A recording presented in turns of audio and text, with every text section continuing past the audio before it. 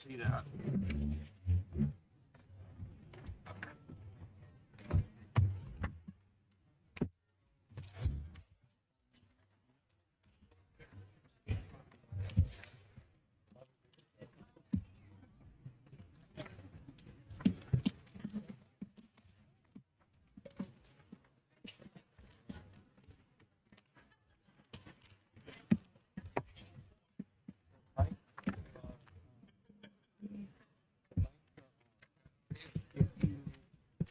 To talk,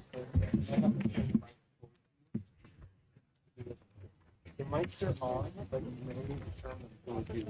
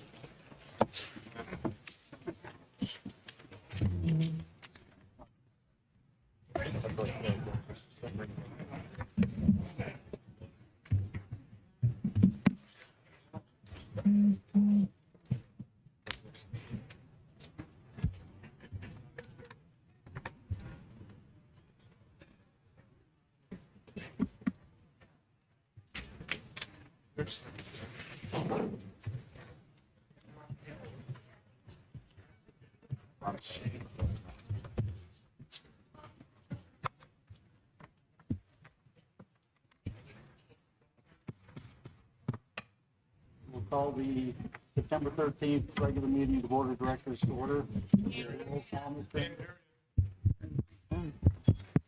Got to bring them close. We'll call the September 13th board meeting to order. We have a roll call, Mr. Enders. Mr. Michael Allen. Present. Mr. Brungard. Here. Ms. Stobler. Here. Mrs. Grant. Here. Mr. Kinley. Here. Mrs. Petrosky. Here. Mrs. Stemler. Here. Mrs. Thomas. Here. Mr. Craig Allen. Here. All 9 members present.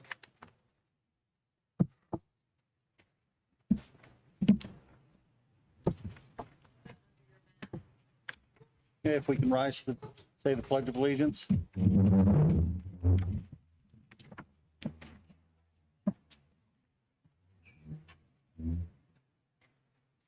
I pledge allegiance To the flag. And to the republic. That stands one nation under God, indivisible, with liberty and justice for all.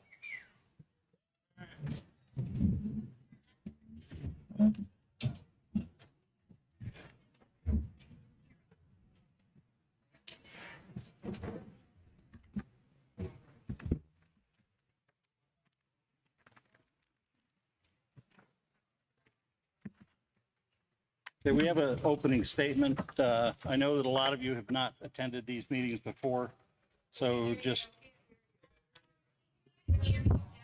Hold the mic. Can you hear me now?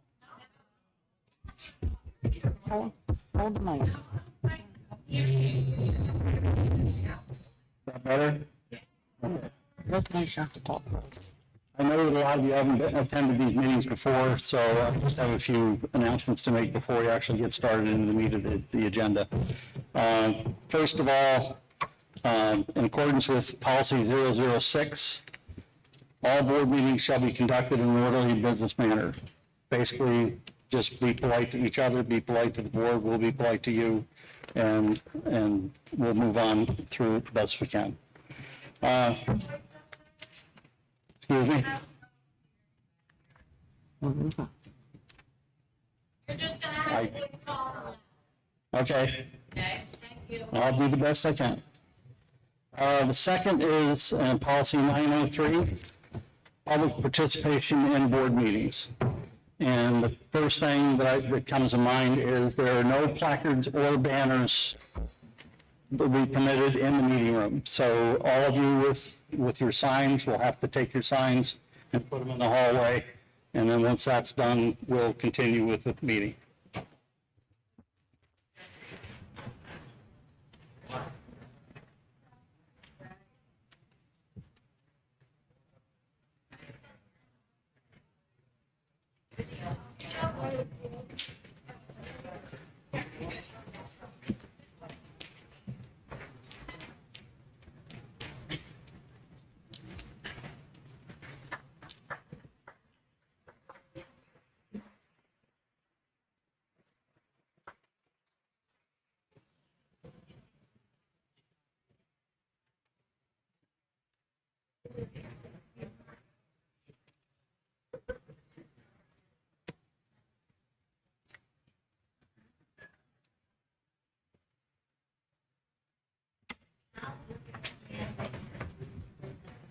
Okay, next item, the board recognizes the public has a right to make critical comments to the board.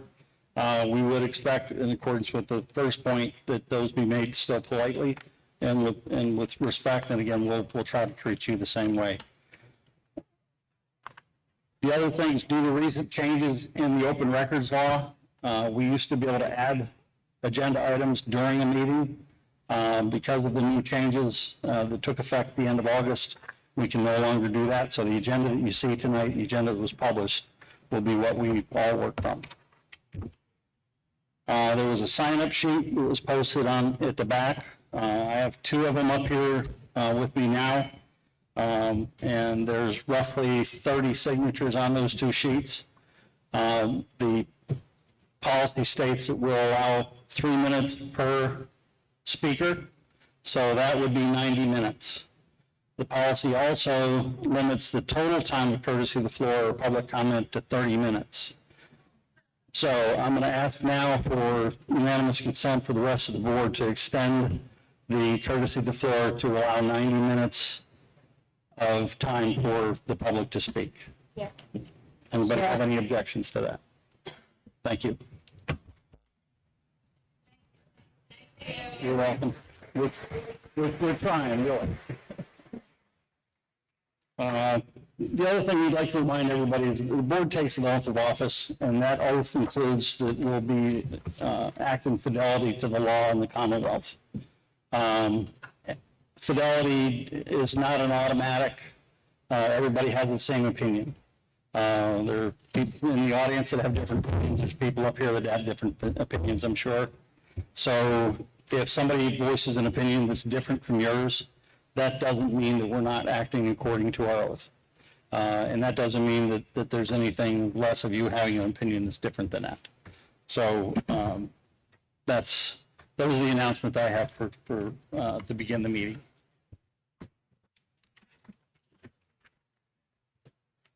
So do we have any communication, Dr. Omer?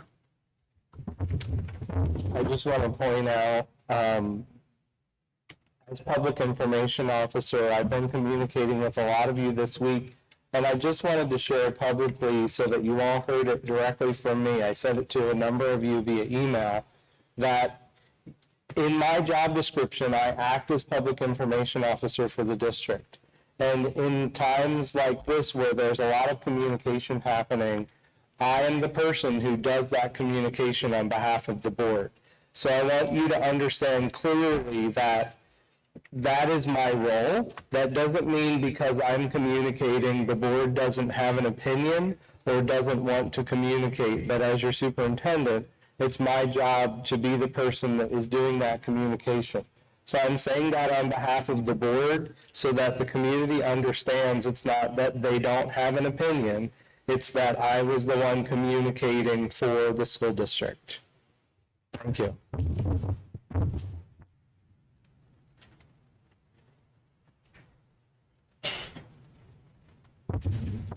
Okay, so I'd like to announce in the president's report, we had 3 executive sessions. We adjourned at the last meeting on the 23rd, and then a member, the 13th of, no, the 23rd of August. On August 23rd, we did have an executive session that was called after the adjournment, but there was no additional business conducted at the end of that executive session, and there was no other business conducted, and was about legal and student safety.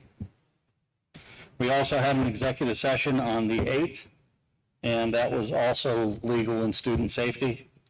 And then we had an executive session this evening prior to this meeting, for legal, personnel, and safety.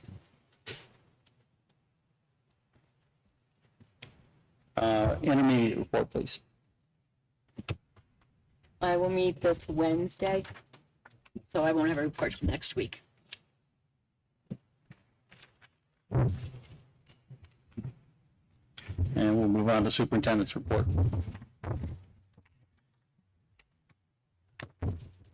I want to start with an update to the board on the Guaranteed Energy Savings Project. We had bid openings on Thursday of last week, and I did share those out in electronic form with the board. We have 3 proposals submitted from 3 different organizations to do that HVAC project that will be paid for with ESSER funds. My questions tonight in conversation with the board is our next steps forward. The goal would be to approve the recommended contractor on the September 27th agenda. And in order to do that, we need to make sure that we are confident in who we select out of the 3 proposals to make that decision. So my question tonight, I have 2 questions. First of all, in the proposals, we told contractors to be available between tonight and the 27th to do interviews if the board chose to do interviews of those contractors. So that's my first question. Is the board, let me back up. Those proposals are being scored by myself, Mr. Enders, and Mr. Wall per the ESSER funding. We have to score them on a rubric in order to have a qualified selection to be made. So that is already occurring. We'll be able to give you, as a board, scores of the 3 different contractors. My question is, does the board feel strongly either way that you would like to do interviews of those contractors or not?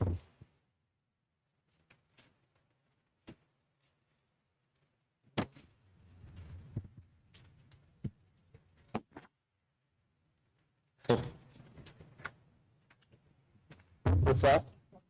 There were 3. Okay. And then, so if, again, I'm looking down the table, interviews or no? I personally think we need to look at the scoring. If they're very close, we might not want to go that next step, but if there's an obvious one that's above the other ones, we may not need to. If you would, in the update, give us a summary, we can probably make that decision better. Okay. So then the second question I have is if the board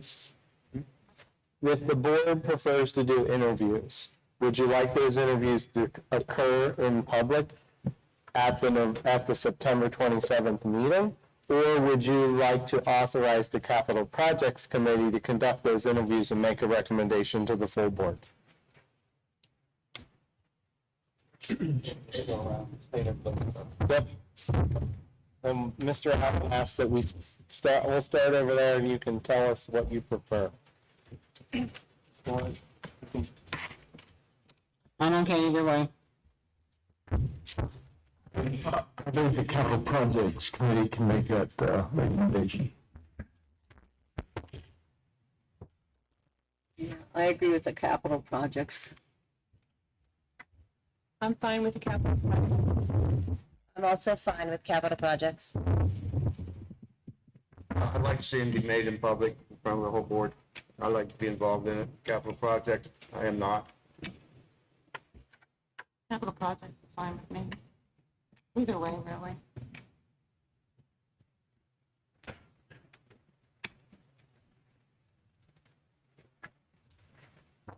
Mr. Allen, do you have a preference? I would be all right with capital project.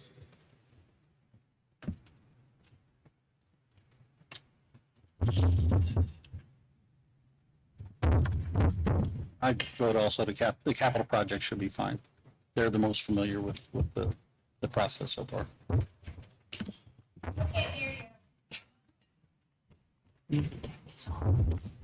I voted with the capital project committee would review those contracts.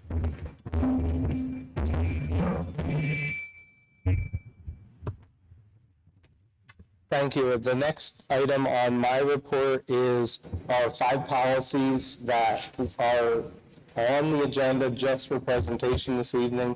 Those are inclusive of PSBA legal edits. As we have done in the past, I put those on simply for presentation for the board to give input. As usual, I'll take any input now, but if you need more time to review them, please email me or let me know what your input is. Those policies would have to be first read at the next meeting and would not be approved until a second reading in October. Any questions about those policies? Okay. Letter C, the presentation on the mask mandate questions. There are a significant number of questions that we're trying to keep track of from the community that we're answering. They are posted on our website, but I did print out and prepare for all of you to have copies this evening. I know that security was walking around handing them out. What we tried to do, the solicitor and I, was take the common questions we're getting and provide you with written answers. I'm not going to go through and read the whole thing to you, but the most common question that we're getting is the very first one.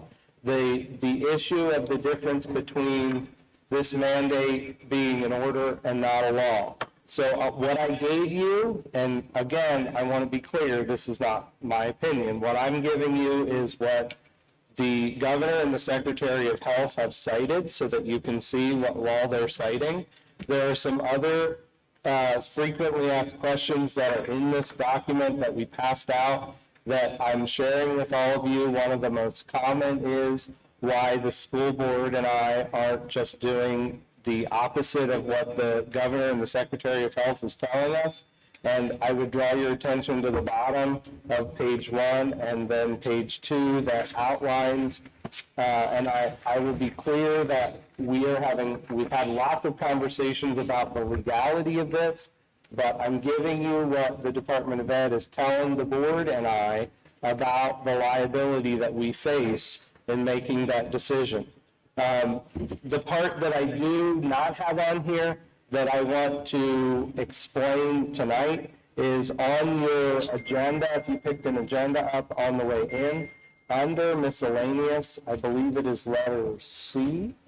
Correct me if I'm wrong, but I think it's letter C under miscellaneous. Yeah. There is a resolution on the agenda to support the injunction, and I'm going to pause here for a minute, and I'll explain, and then I'm going to ask our solicitor to explain.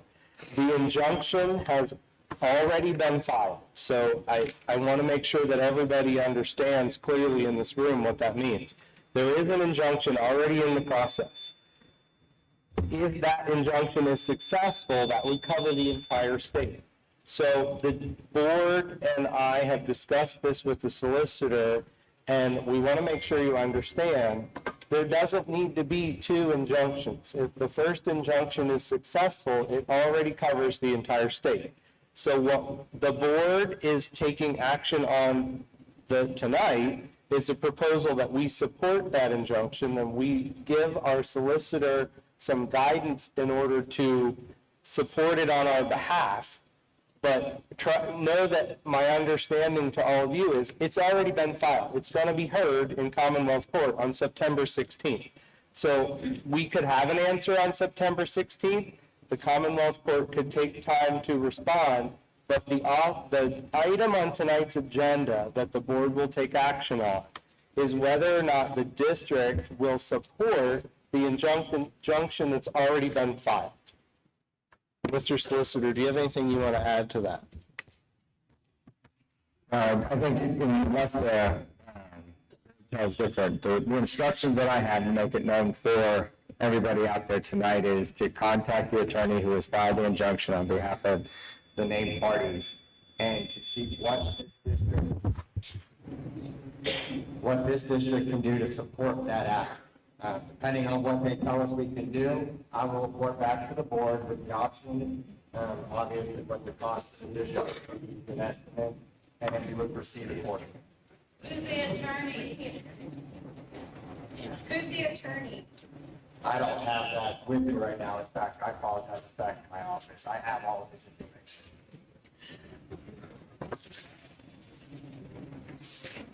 But we're not the same as all districts. Each district is different. Like, our district is different than Williamsport, Fourthville. So we have different mandates, like, we're different. Does How it, can we follow under the same injunction if our school district is different than Williamsport School District? does the board have any questions before we before we move into the public comment phase of the agenda? Does the board have any questions about that process? I'll go. So this, Mr. Solicitor, would this particular injunction cover the entire state, all school districts, or would it just pertain to Williamsport and whatever else you referenced? No, what Mrs. Grant asked is what, does the injunction cover the entire state? Or is it specific to whichever district that filed it? What the challenge was whether there was legal authority for the Department of Health to actually issue a statewide mandate for masking. And so depending on what the Commonwealth Court's decision will depend on how that is applied across the state. And so really there's two questions that were asked of them. Can they do it? And to ask them to stop the enforcement of that statewide. So that's what the current challenge is.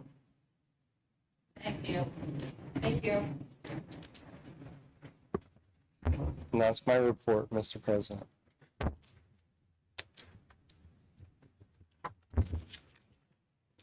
Thank you. At this point, we will be going into courtesy of the floor, public comment. They're one and the same essentially. And I just want to make sure that people understand. Public comment is the opportunity for the public, you folks, to let us know what you think about items tonight that are going to be on the agenda. The first session of public comment was the one that I already extended from 30 minutes, which is the policy position, to 90 minutes. So what we'll be doing is calling up speakers as the order I have them on my sheets, and then those folks will be able to come up for a period of 3 minutes to let us know what they think. It's not a question and answer period. It's not a period for debate. It's just for you to provide us with input that we can take in considering our vote later in the meeting. And again, the first session is just on agenda items. There's a second session later on, after all the voting items have been taken care of, and that session is limited to 30 minutes, and we'll probably keep that as is because all the action has already happened, all the votes have already occurred. So if that, anybody have any questions about that first? Okay.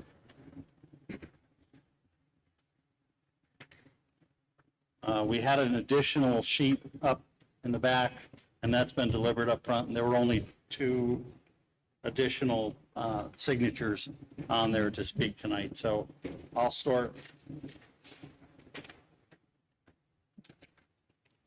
calling off everyone's name. Blaine Barton.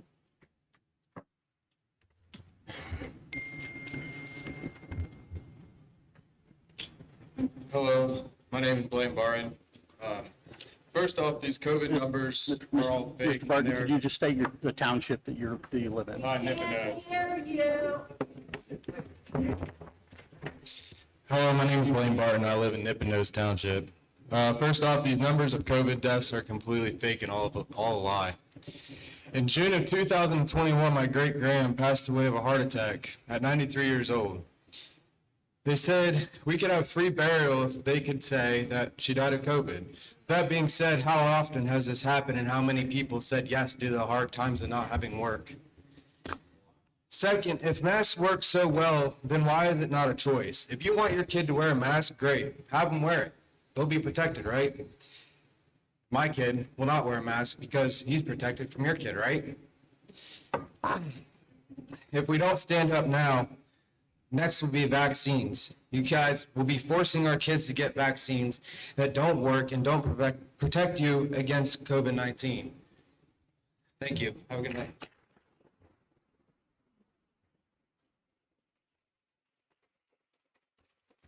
Don Peters?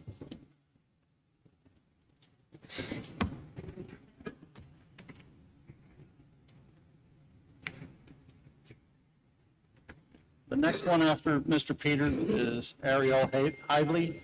So if you want to come up to one of the seats in the front to kind of stage yourself, that'd be great. As of now, before I speak, could I have a little grace? I cut it down to about 3:05. Would that be okay? All right. Seriously, also, I also have a handout that I'm going to read. I'll give it all to you when I'm done. Okay? I'll go fast. Good evening. My name is Don Peters. My family and I reside in Cummings Township. I'm not here to attack you, but support you. From my many years at command level of Pennsylvania State Police, I say unequivocally, this mask order is simply a payback to a political party as a result of the November ballot initiatives relating to state of emergency declarations. Yes. This political chess game is nothing new. Unfortunately, you are caught as subordinate chess pieces on the board, with our children as expendable pawns. I found it interesting that the PA mask mandate order lists studies that imply wearing masks in school is effective against COVID-19. Further research will show you mask wearing in those schools was only part of larger mitigation strategies, and mask wearing itself had no statistical impact. Aside from the mask order, there are other laws in play here that seem to be completely ignored. I caution you that the mask order from the executive branch does not suspend or supersede the other laws of Pennsylvania. None of the statutes listed in the mask order provide exceptions or defenses against child abuse law or criminal laws that the school and this board may be committing by act or omission. I bring to your attention Pennsylvania Title 23, Section 6303, which defines child abuse and the acts or omissions that constitute it. Under the law, causing bodily injury to a child or interfering with the breathing of a child, or even creating the likelihood of those conditions are prohibited. Let me be clear. Mask wearing impairs the physical condition of a child, resulting in headaches, difficulty concentrating, severe acne and other skin disorders, mouth deformity, and elongated face due to mouth breathing, toxic CO2 buildup, shortness of breath, anxiety, and depression, to name only some. These disorders constitute bodily injury, a term found not only in Title 23, but in Title 18, the PA Crimes Code, Section 2701, simple assault. A person commits that crime when they cause bodily injury to another. This crime is a misdemeanor punishable by up to 5 years in prison. Interestingly, a violation of the mask order is only a minor summary offense. The PA Crimes Code regulates principles of justification for all Pennsylvania laws. Section 503 describes when a person is justified in breaking one law in order not to break another more serious law, commonly known as the lesser of two evils. May I finish? I'm going to let you know the 3 minutes is up. Yes, ma'am. Thank you. In layman's terms, this section says a person, or in this case, a school board, would be justified in violating the mask order, a summary offense, in order to avoid the greater evils of committing the much more serious act of child abuse or the crime of simple assault. In closing, the district's efforts to implement the mask order does not protect against future civil litigation brought by parents and their legal counsel who substantiate by preponderance of evidence that their child suffered bodily injury from the long-term wearing of the mask. And we as a district cannot justify our actions or inactions by claiming we were complying with the subordinate mask order. You do have an option, and that option is to choose the lesser of two evils and allow the parents to decide the mask wearing for their own children. Interestingly, Section 4, subsection 5C of the mask order states a school entity should not violate other laws when implementing the order. Clearly, the Pennsylvania Crimes Code, as well as the mask order itself, have given you a third option out of this false dilemma, and that is the best one for you to pursue in the interest of our children in our district. Thank you.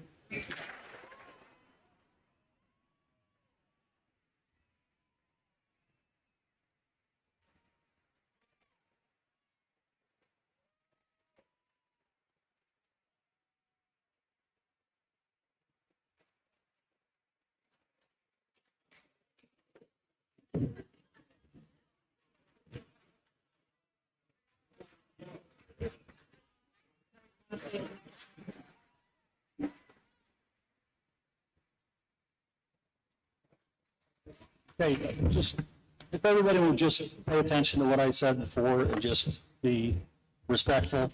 We don't want to hear any cheering, we don't want to hear boos, we don't want to hear, you know, a lot of distractions that take up the next person's time. So we'll go on with Mrs. Hively. The person after that is Dennis Sullivan, so if you want to stage yourself. Good evening, members of the board and common stakeholders. My name is Ariel Hively, Jersey Shore Area School District graduate, small business owner, resident of Avis Borough, and a mother of a second grader attending Avis Elementary. Tonight I stand before you, like many others, to urge the members of the school board to reverse the decision for universal masking with our children. I'm not here to argue science or effectiveness of masking, but rather the rights of our children and us as parents. Friday, March 29th at 8:30 p.m., my child was born at Geisinger Medical Center, and at that very moment, he was granted the same unalienable rights we all standing in this room hold: life, liberty, and the pursuit of happiness.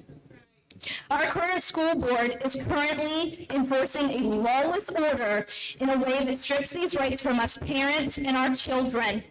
Our children are forced to place articles on their bodies that cause pain, anxiety, and respiratory issues. And with that same respect, parents and legal guardians are having their parental rights infringed upon. This is a very dangerous, slippery slope to be on. A school district's purpose is to enrich the minds of our children through academics and build a sense of worth through a sense of community. Our district's board has made this radical decision to follow an order requiring its own documentation for exemption as defined in Section 3 of the order, failing to acknowledge parental rights for individual discretion on what's best for one's own child or children. I think we all agree here that no one on the board or even in this room is an expert on constitutional law. However, just stretch a little bit. Should we give up our rights as parents to decide what is medically appropriate for our children, more rights will be infringed upon. Just last week, a former Jersey Shore Area School District associate had indicated on social media in support of in loco parentis for the schools. Is this what the end game is for all of this madness here? And I know with certainty that's where we're heading right now. Dr. Ulmer, a valuable asset to our district, has indicated being placed between a rock and a hard place. The pressures this man is facing from all sides is mounting. However, I speak from my heart, and I think everybody else here, do what's right. Do what's right for our children and us, and you'll have the greatest allies in your corner fighting for you. To all the members of the school board, stand up. Do what's right for our children. They need you. We need you. Thank you. Time.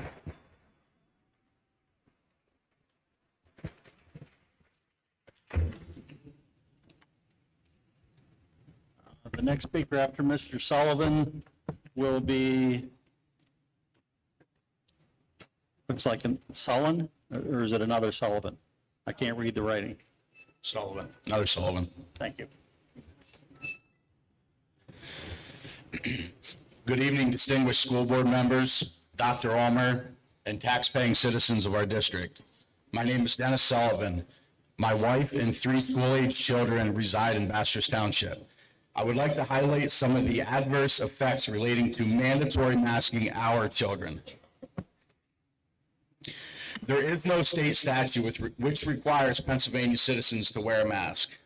There is a state statute, however, that states interfering with the breathing of a child constitutes child abuse. See Section 23 PA CSA Section 6303. Because Governor Wolf was upset that 304 Pennsylvania school districts made masking of children optional, he has issued a new etiquette through the Department of Health: mask children or else. The Pennsylvania School Code gives school boards very broad authority to determine what happens in their schools. Final decisions rest with local school boards. Up until last week, Governor Wolf recognized this. The law was structured this way for a reason. Local school board officials understand their communities. Statewide mask mandates do not fit every school district in Pennsylvania. Also, there is a reason that school board members are elected and not appointed. They are elected by the people, the parents of the children who pay property taxes. Board members are intended to be the voice of tax-paying parents in the district. Our children are not wards of the state. If you allow the state to dictate this mandate, you need to realize as school board members that you are voting to give up your decision-making power indefinitely. Even if you support masking, giving up your decision-making power is a bad idea. A school board should not want an outside agency dictating how their schools operate. If you give in, you are setting precedent for future situations. It is my understanding that no funding is tied to this mandate, that the only power that the state has to impose is nominal fines. In Berks County, one superintendent is refusing to follow the Department of Health order until there has been a vote by the school board. Another school district in Schuylkill County has resolved to ignore the order and continue to follow their prior decision to keep masks optional. Under Section 3 of the new order, face coverings should not be worn if they would cause a medical condition, including respiratory issues that impede breathing. There are over 40 years of studies that indicate that masks are not effective in preventing the spread of respiratory viruses. There are medical experts that indicate that these masks are actually making our children ill. Masks harm our children physically and psychologically. They increase the likeliness of headaches. They adversely affect respiratory function and respiratory function. Extended wear, like our kids are being forced to, lowers oxygen levels in the blood. Please return the decision of masking our children back to the parents. Thank you.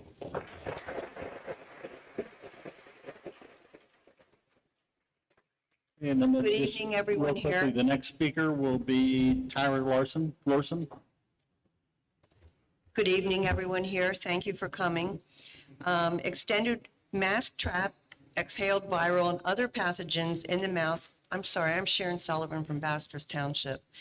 Mask interspace and increased viral infections load. They collect colonized viruses, bacteria, and mold. Masks do not allow for normal socialization.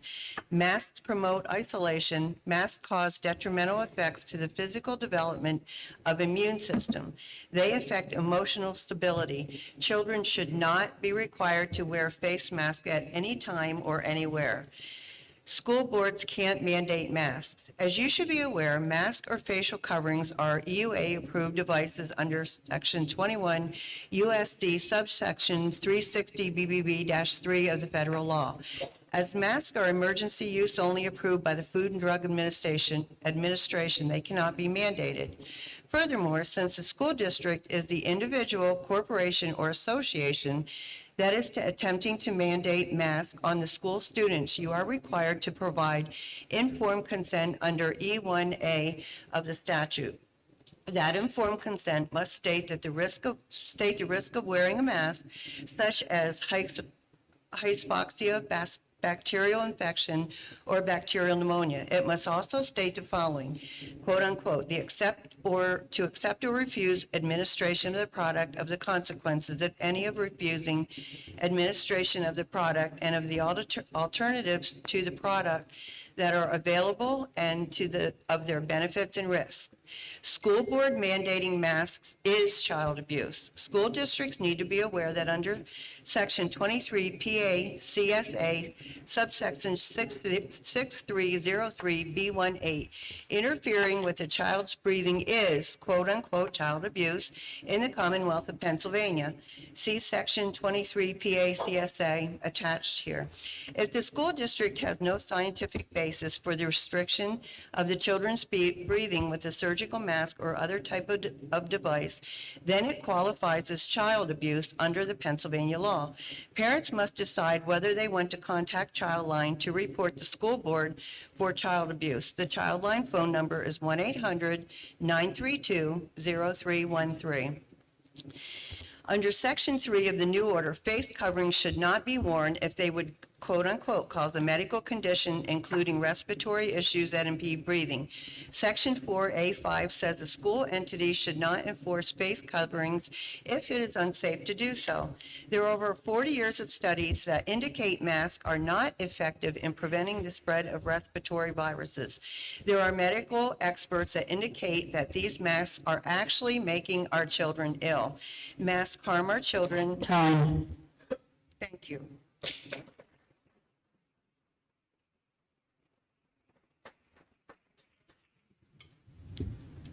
Hi, my, Wait a minute. Next speaker is Anne Marie Furman.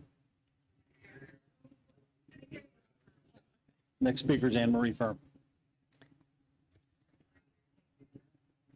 Hi, my name is Tyra Lorson. I'm from the Bastress Township, and I'm a student here in 11th grade. I'm here to discuss my opposition to the mask mandate. The mask interferes with my learning as it causes me to get headaches, and then I have a hard time focusing.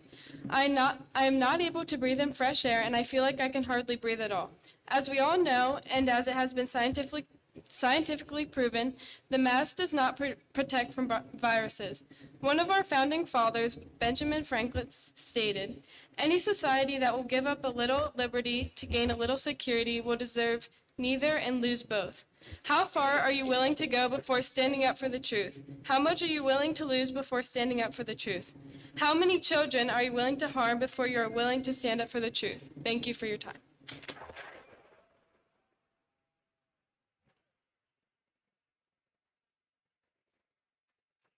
Thank you, Tyra. Next speaker after Anne Marie is Bill Furman. Good evening. My name is Anne Marie Furman, and I am from Watson Township. I just want you to know that I did hear what you had to say earlier with regards to the injunction that you are going along with and having filed, and also your statements with regards to the Department of Education.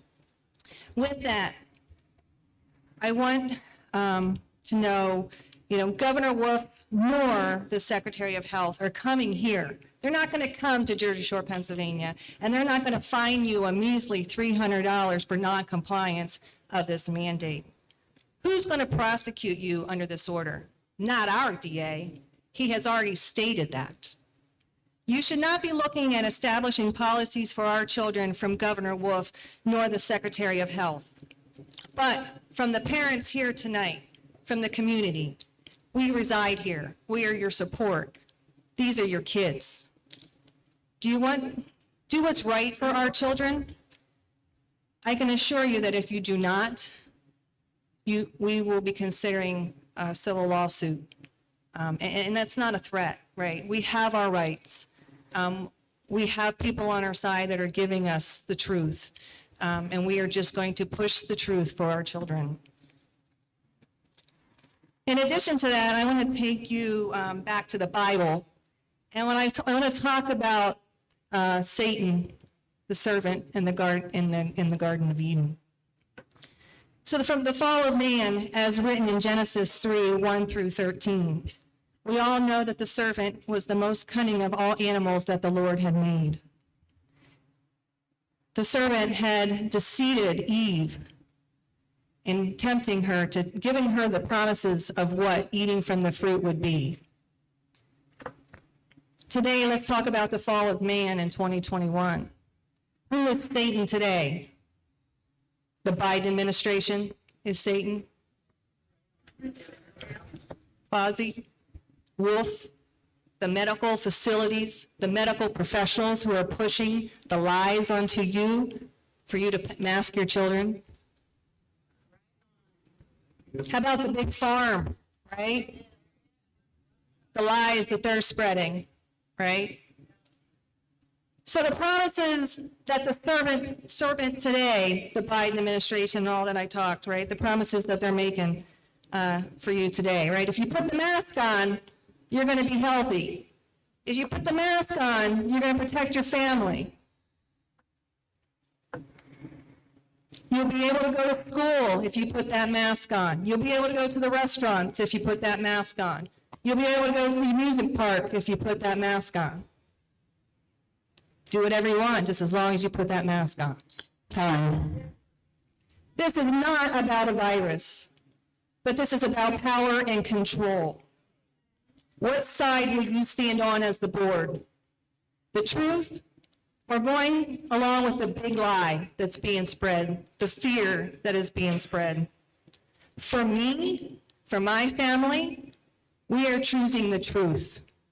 And we will stand and we will fight until we win.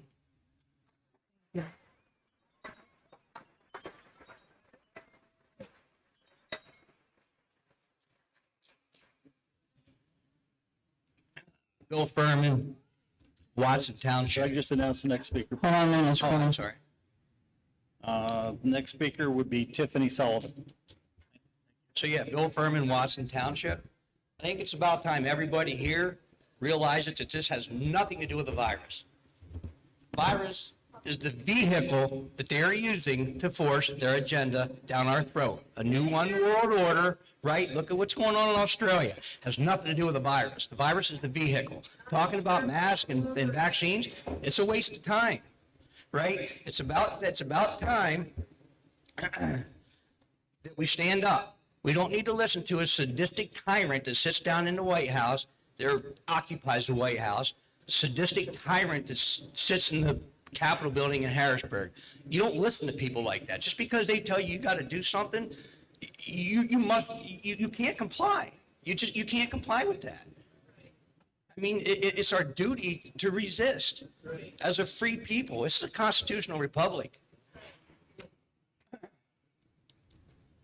Bad things happen when good people do nothing. What's going on right now? Everybody's afraid to stand up and do what's right. I'm telling you what, there's a lot of pissed off people who are just about ready to fight back. Anyhow, I'm going to leave it with this. There comes a time when good men must do bad things. I'm going to leave it at that.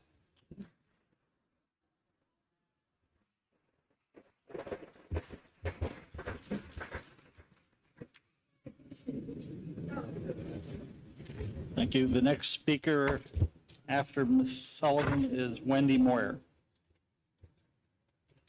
Hello, my name is Tiffany Sullivan from Bastress. I have a first grader and an 11th grader in this district. I am here today to ask you to please consider optional masking for our schools. Masking children for 6+ hours a day is unsanitary, dangerous, and unconstitutional. It's not scientific to have children mask up when they are the most resilient, especially with a COVID recovery rate of 99.997% in school-aged children. I sent my 6-year-old to school today without a mask. He came home with a white cloth covering his mouth that one of your staff had placed on him, which interfered with his breathing. Again, child abuse. We expect our children to respect his authority, but not when it's harming him, and this puts him in a bad spot. Teaching him to allow authority to interfering with his breathing is not a good idea. Parents know best for their children. The school board should be the voice of those who elected them, we the people. Please hear our sincere concerns and let's stand together as parents, teachers, administrators, and a community for our rights and the health of our children. Thank you.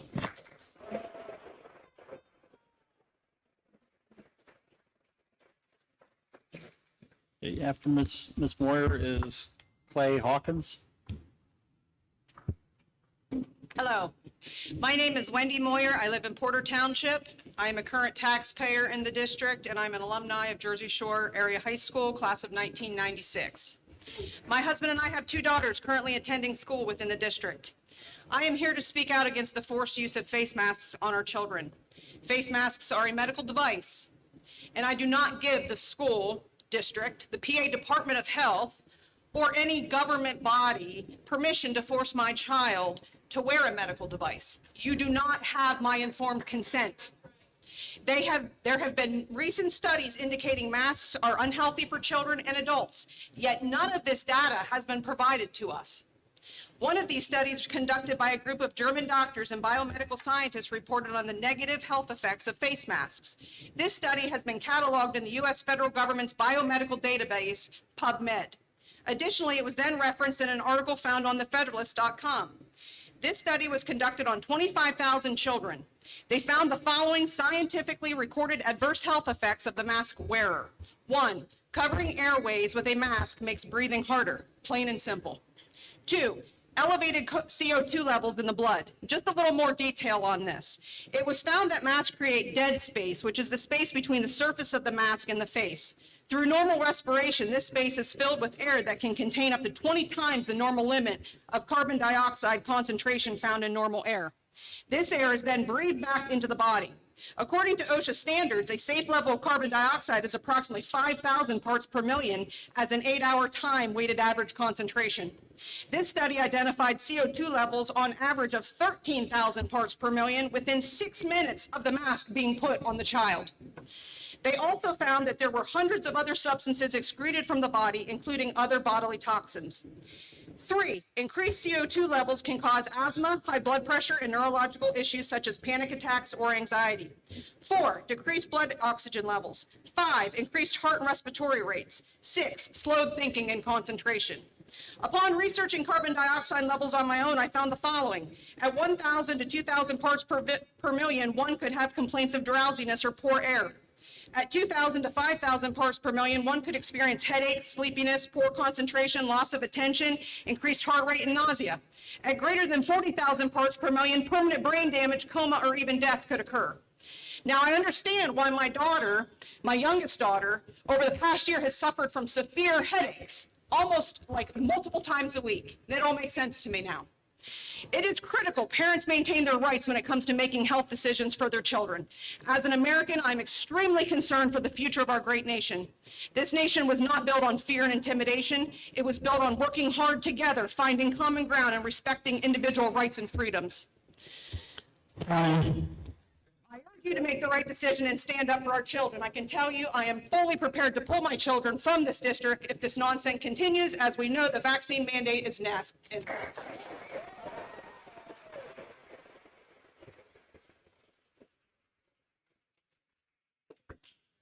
Speaker after Mr. Hawkins is Michael Weaver. Good evening. My name is Clay Hawkins. I'm from McHenry Township, and I have 2 children in the school district. I myself am a graduate from Jersey Shore area, and immediately following my graduation, I did 10 years in the United States Army as a 54 Bravo. 54 Bravo is a nuclear, biological, and chemical weapons expert. My job for my unit was to train those soldiers under my command on how to properly wear PPE, the proper donning and doffing of equipment. It took me months to properly do it myself, and it took far longer for me to properly train my unit to do the same. And you expect me to believe that the children are able to properly wear protective equipment. It does more harm than good when these children are touching their mask, touching surfaces, touching their face. You're ensuring infection. Now, moving along, children are 4 times more likely to die from the flu than they are COVID. When's the last time we went to a lockdown? When's the last time we isolated children, did contact tracing, pulled them out of school because of a flu epidemic passing through the school? Children are 5 times more likely to die from suicide than COVID. What do you think the effects are of covering their faces, moving these children to an auditorium separated from their peers as they're glared by resource officers? I recently learned that my 10-year-old nephew is terrified of COVID. Between the constant badgering of the media and his teachers and those surrounding him, he is convinced that he is a hazard to his entire family, and he believes if he contracts COVID, it will be fatal for him. It's insanity. By all accounts, we say that we have a vaccine that works. Whether it does or not, according to most data, those who are vaccinated have less than a 1% chance of hospitalization or death. There's only one group out there that have a lower risk from COVID, and that's children. While you spent all summer maskless on vacation at restaurants, we now expect children to take up arms and fight a war on our behalf, a war that doesn't affect them, a war they have no say in. One might ask, with so little data to suggest that masks are effective, where do the mandates come? Is it from the WHO, the CDC, Pennsylvania Department of Health? No, these masks came from the teachers' unions. The NEA submitted and demanded these mandates come into place. So if we're to follow the science, whose science are we following? The NEA also fought against teachers being mandated COVID vaccinations because, their words, teachers shouldn't be coerced and said they should be able to negotiate between employers and themselves. Despite everything I said here, there's one takeaway: children are incapable of properly wearing PPE.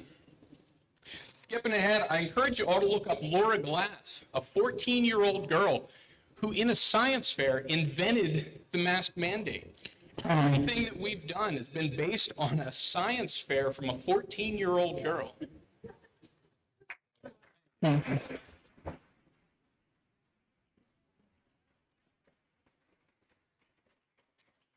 The next speaker after Michael Weaver is Christine Plesius.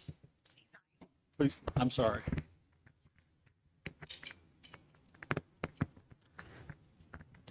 I am Michael Weaver from Mifflin Township, and I don't think we should wear masks because people are scared of COVID, and we are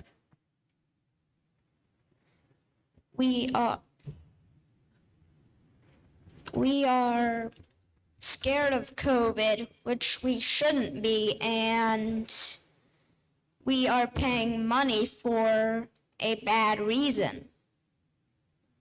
The people who are scared want to spend money on something that is, well, really not a good reason to spend money to. And sometimes masks irritate my lungs and it's hard to breathe in them, and they irritate my ears. And that's all.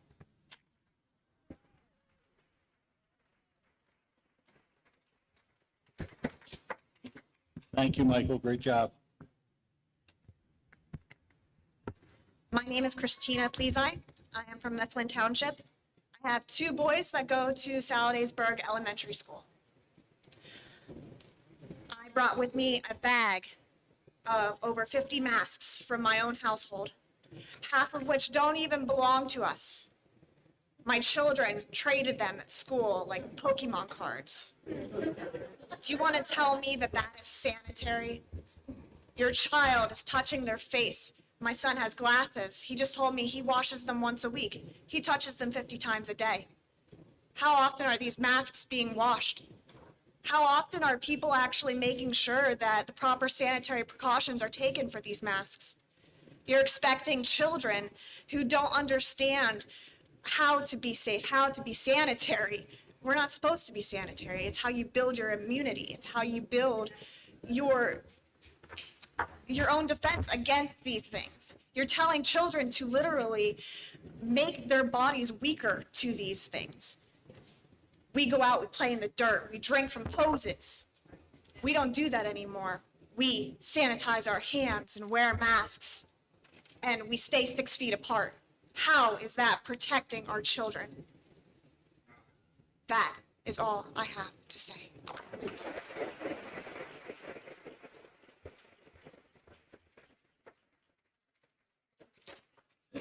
Jesse, I'm sorry. I didn't call you up early enough. After Ms. Edwards is Nathaniel Klug, I believe.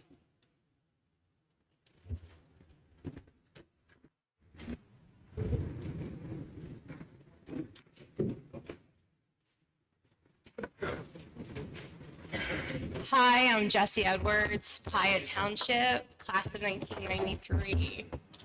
So everybody is going to say their take on mass. And this is for the board members and the superintendents. Yes. So within a few days, we were able to get signatures from our town, our community, taxpayer, and parents that would like to see us, Jersey Shore, to seek an injunction, to not wait to see what happens. You know, I know it's a lot. I know it's asking a lot of you. I know you can be courageous and brave, and that's actually what we're asking. We are being courageous and brave too. That's why we're here. If you look at these signatures, you will see there's a page where there's not a lot of phone numbers or where they live. Children wanted to sign it. It's in our community, our high school and middle school. So I allowed them. What you will also notice, how horrible their handwriting is. Mr. Welch, and excuse me, and I shouldn't cuss, but my school teacher from the school district cussed, and he said, I would not give you chicken shit for that. Redo it. So another thing I noticed this week, which was disheartening, was one of our school teachers, Mr. Sundberg, posted his view on why he wears a mask. And I think everybody should have their own voice and be heard. His post was removed 3 times, and he reposted it and could not understand how his post was removed. If you did not grow up here, and if you did not have Mr. Sundberg, you do not know that he was our government, civics, and our political science teacher. And he taught us all to find our own voice, our own view, and our own side. He is a very fair and a very eccentric teacher that we had. And I spoke to him, and he loves this school. He loves this area, loves this district. And I just couldn't believe the attacks, the bullying, the if you don't agree with me, we're just going to go after you with whatever we can. And it was awful. There was more unity than there was anything else. There was a few trolling, but that's what I think is sad. The other thing is, what is there for kids to do? So they're wearing a mask all day, so they're not going to have any kind of conversation, no interaction like they normally do, no laughing. You can't see the other kid smiling or anything like that. So we take that away. There's no more dances. There's no more bowling alley. We no longer have, we used to have bands. We had this, you could go to toners. When I went to school, and we had live bands in town. We had bowling alley, roller skating. I forgot roller skating. There was so much for us to do. There's nothing for these kids to do. So they're going to get harmed. So thank you, and please consider what we've asked. I think it was a lot for just a couple of days for the signatures that we did receive that are in support of the injunction, and also be brave, be courageous. We're bulldogs.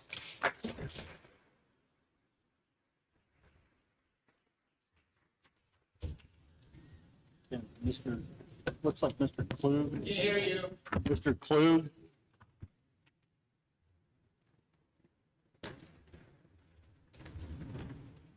And we'll move on. We'll move on to Wendy Eckert. Who's the next one? Good evening, Wendy Eckert from Bastrop Township. The CDC is funded by mostly private companies. Among those companies are the Bill Gates Foundation, Merck, Pfizer, and Johnson & Johnson. That should tell you all you need to know about the CDC. I work for an orthodontist, which is specialty of dentistry, Dentists and dental assistants and dental hygienists are 3 out of the top 4 most dangerous jobs for contracting COVID. Web article, 50 most dangerous jobs for contracting COVID-19.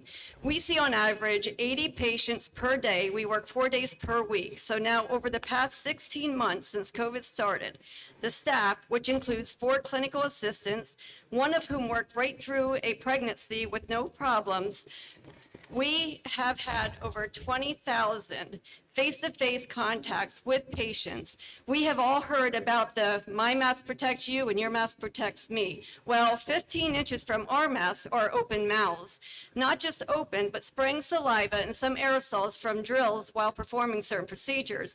0 of us employees have had COVID. In Florida, data where they opened their economy and went maskless before us, kids from ages 5 to 14 are 7.5 times more likely to die from suicide than from COVID. They are 3.5 times more likely to be murdered than die from COVID. Studies show that animals in the wild get COVID-19 as well as house pets. So even if vaccines work, we cannot eradicate COVID-19. It's here to stay. Many people don't want to be helped out of their weakness. They love their weakness, their helplessness. We are not helpless. Some of you want to remain in this fearful state. It gives you something, control, meaning to your life, I'm not sure. But most of us have lives where we are working and running kids around and we love our lives. We are not living in fear for a virus which is very close to having a 100% survival rate. Quit pushing your manufactured fear onto our kids. It's causing them anxiety and depression. In Guantanamo Bay, prisoners have been forced to wear surgical masks. Quote about prisoners, the surgical masks make breathing more difficult and limit the sense of smell. Professor Klaus Schwab, founder and executive chairman, World Economic Forum, said, the pandemic represents a rare but narrow window of opportunity to reflect, reimagine, and reset our world. This is a plandemic. They don't try to hide it. We don't want a new world. We want our freedoms. The real science backs us. God backs us.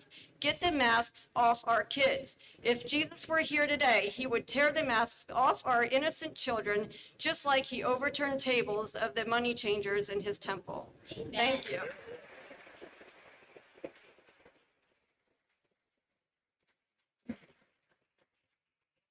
Nathan Paul Hamus, and then Carly Carruthers.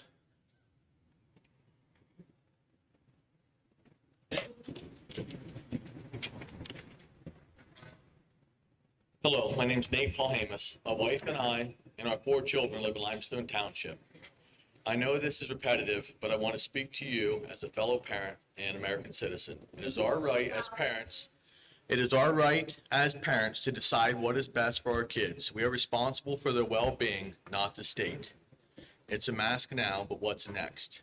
We need to stand against this together. I also want to address number 9 in your school board presentation question answer. Moving kids who aren't wearing masks is segregation and will not be tolerated. If it's 3 foot for the small kids and 6 foot for the bigger kids, it's 3 and 6 for everyone. Targeting unmasked children is segregation. The definition of segregation is the action or state of setting someone or something apart from other people or things. Would you even think about segregating a child with a disability or any other differences? That's all I have. Thank you.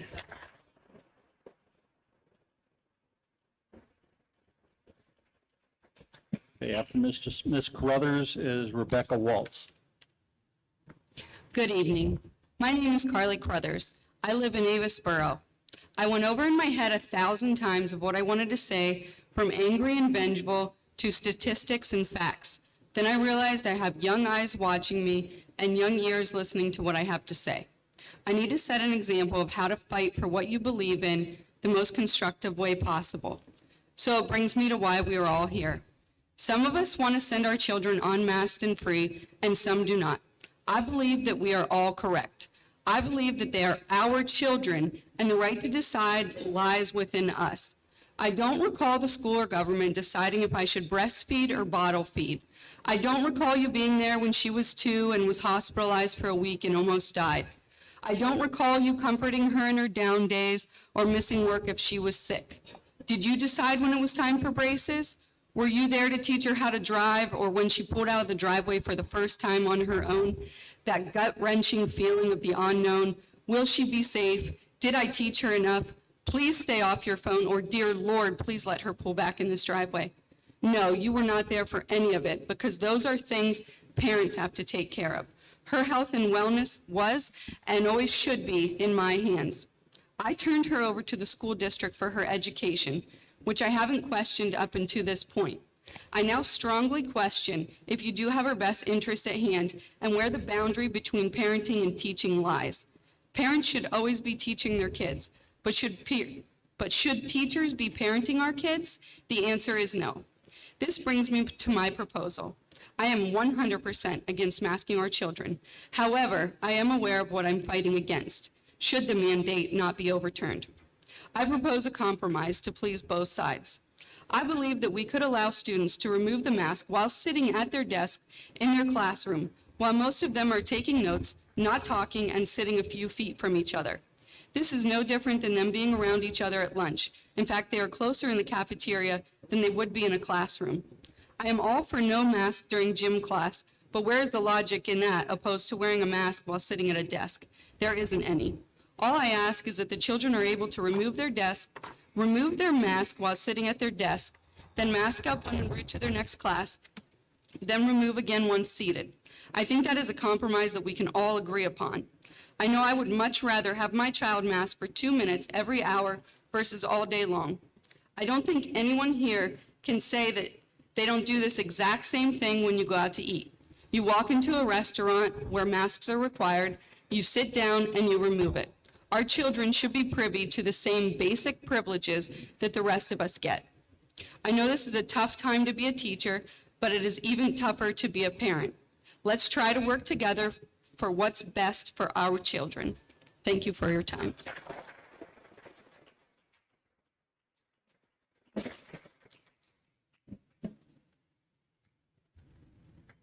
After Ms. Waltz, it's Brandy Crothers.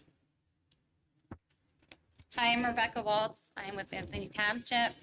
My children have all graduated from Jersey Shore, and I'm here as a taxpayer. I'm Rebecca Waltz. I am from Anthony Township. My children have all graduated, so they're no longer in school, but they did all attend Jersey Shore. I want to thank you for allowing us to speak this evening, and thank you for caring about our children and grandchildren enough to allow us to come here before you. We are here because there is a great tyrant taking place in this land. We as parents and taxpayers feel the need to compel you to stand against the unconstitutional demands handed down from the governor and the Secretary of Health. These demands include school-wide mask mandates, vaccination oppression, and continued deprivation of liberty. Our government has set in place a health secretary with a health law degree from Klein School of Law, not an MD. One of her quotes when given the task to distribute the COVID-19 vaccine throughout PA was, and I quote, "The position is an opportunity to serve Pennsylvanians at a time of unprecedented crisis, which also creates a path to reconstruct a better society than that which existed prior to the pandemic." A better society? There seems to be a dramatic change in our government following the first outbreak of COVID.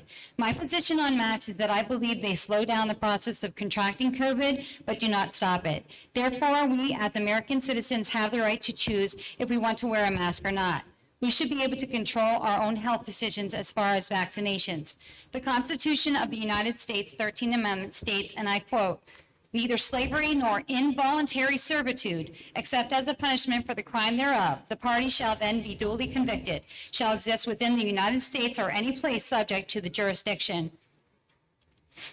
Involuntary servitude is anything you are forced to do unwillingly or mandated to do without a choice. If this was a concern of protection of life, then cigarettes would be banned as well. Did you know that worldwide close to twice as many people die yearly from tobacco as have died in almost 2 years of COVID-19. Internationally, tobacco use accounts for 7 and 8 million deaths per year. During almost 2 years of this pandemic, 4.4 million people died from COVID, positive cases that have died. This tells me that it's not a concern of life or death, it's a control issue. Even mask manufacturers place warnings on their sites stating, as this one from Redbubble Mask Company, it states, Redbubble specifically disclaims that this mask will help prevent infections or transmission of the virus and diseases. The entire risk to the quality and the performance of this product is with the buyer only. They cannot tell you that you are safe with the mask because you are. I believe hand washing and desk sanitation every hour should be huge, and it makes a difference in killing viruses and germs in our schools. To conclude, we are asking you to stand up against the tyrant and unconditional demands. Our district attorney states he will not prosecute for failing to wear a mask. Ryan Gardner stated, please rest assured that the Lycoming County District Attorney's Office will not prosecute a parent or juvenile for his or her refusal to wear a mask at school. The Department of Health order of August 31st, 2021 is ambiguous with respect to enforcement. The decision whether to mask any child in school is best made between the parent and members of the school administration, and not the governor, law enforcement, or the district office. We are one nation under God, built in freedom and protected by blood. Please take a stand and allow our children to have the right to choose. It's your constitutional obligation. Thank you.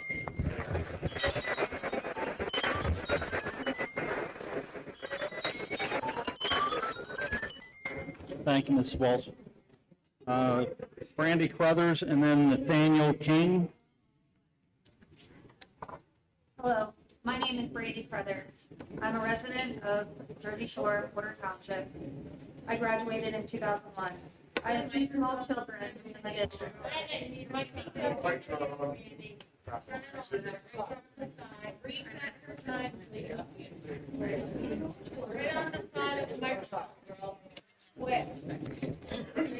Is that better?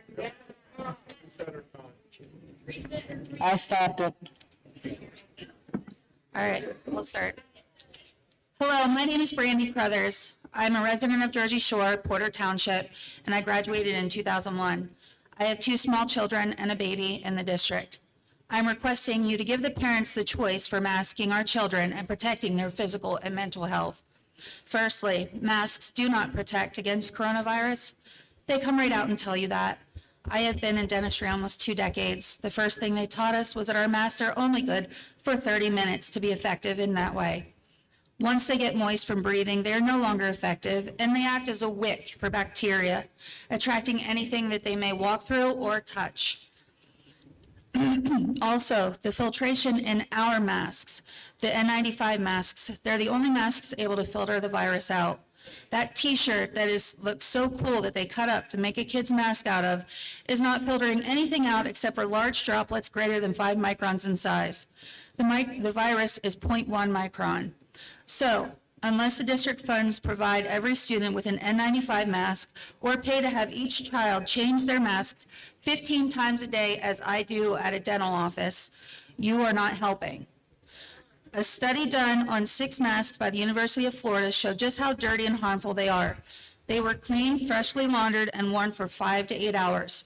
The kids' ages ranged from 6 to 11, and they used one adult. They used one of the child's t-shirts as a control test. They found bacteria, fungi, and parasites on these masks. They had dangerous pathogens such as streptococcus pneumonia, tuberculosis, meningitis, encephalitis, UTI, food poisoning, diphtheria, and staphylococcus pyogenes that is highly infectious and has a high morbidity rate. That is what you are subjecting our children to on a daily basis by forcing them to wear these spit and booger-covered masks. I have out of all of that found on the masks, there was only 1 COVID virus found total. You believe in the scientists that contributed to the existence of COVID. The last topic of discussion is the current virus information found by the AAP, the American Academy of Pediatrics. It's a collection of 67,000 pediatricians committed to the physical, mental, and social well-being of children. As of September 2nd, there have been 5 million children that have tested positive for the coronavirus. The total amount of positive cases in the U.S. total 41 million.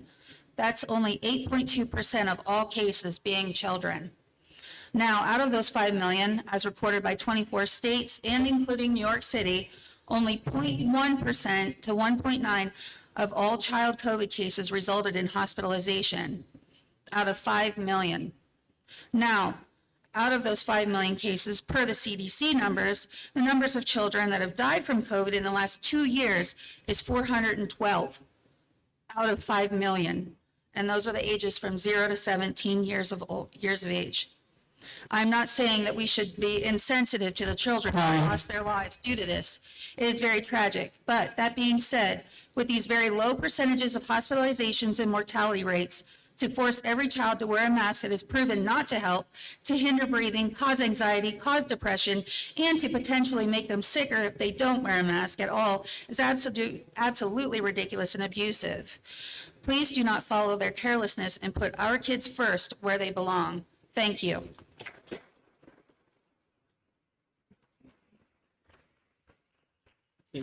After Mr. King is Jack Fetzer. My name's Nathaniel King. I'm a father of 6 here in the Jersey Shore School District. I myself is a graduate of Jersey Shore in the class of 2002. There's been a lot of talk tonight about science and feelings and emotions. I do want to address science. Each and every one of you sitting on that stage are in violation of the CDC science mandates. They simply state face shields do not work, yet you all wear them. Masks are the same. We were told we were under a drastic increase in cases. However, the CDC has our local area with a count of 293 new cases. With our current population, that equates to 0.002%. New hospitalizations are at 18 total count.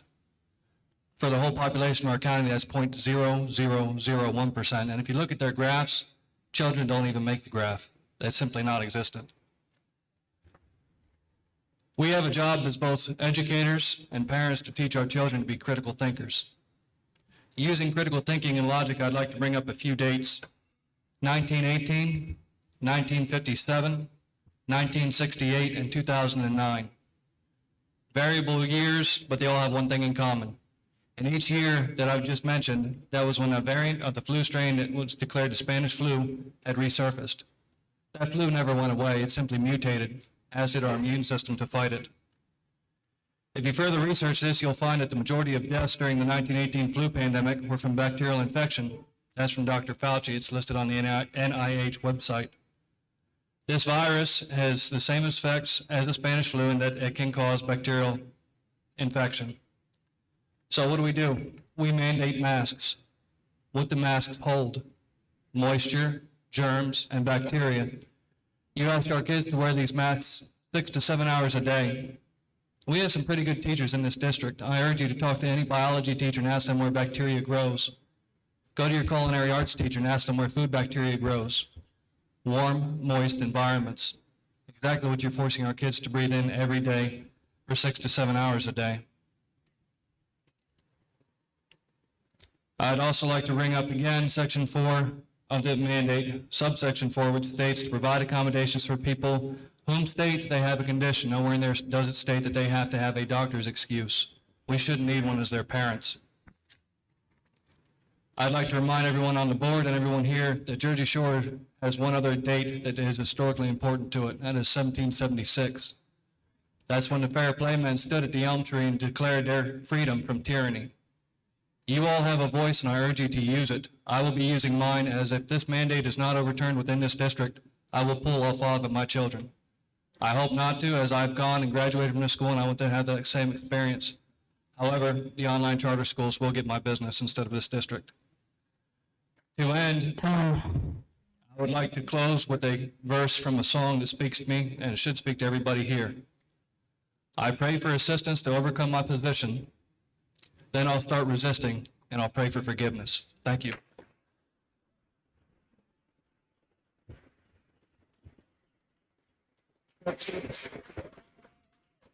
Mr. Fetzer. And then Shannon Gutschall. Good evening. Jack Fetzer.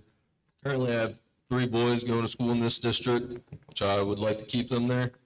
But, I mean, that's all in your guys' hands at this point. All I would like is the freedom of choice. That's all these parents want, is freedom of choice. That's it. The God-given right that they all have as Americans.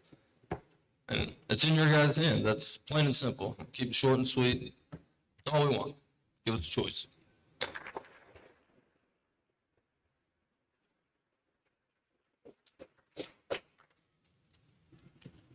After Ms. Gutchaw is Alec Bassett. I'm gonna get emotional. I'm sorry, because I care. Good evening, I'm Shanna Gutchall. I live in the Jersey Shore borough. I'm here tonight to speak out for my 2 children that attend the school district. My 12-year-old daughter, Isabella, has had an amazing opportunities within this school district.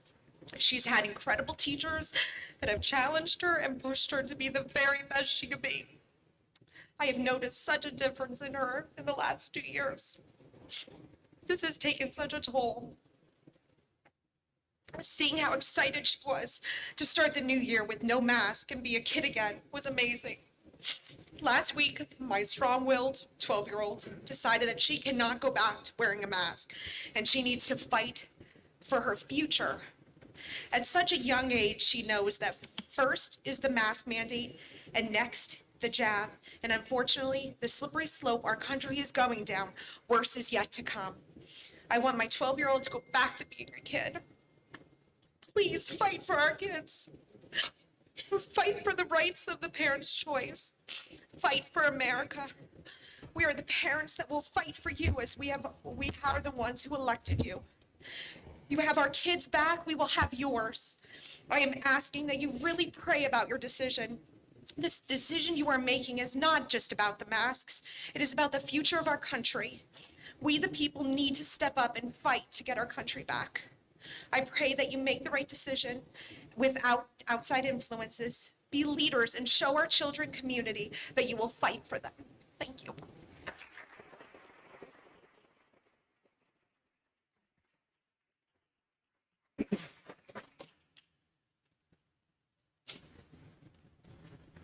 Good evening. Hi, I'm Abe Passetti from Pine Creek Township.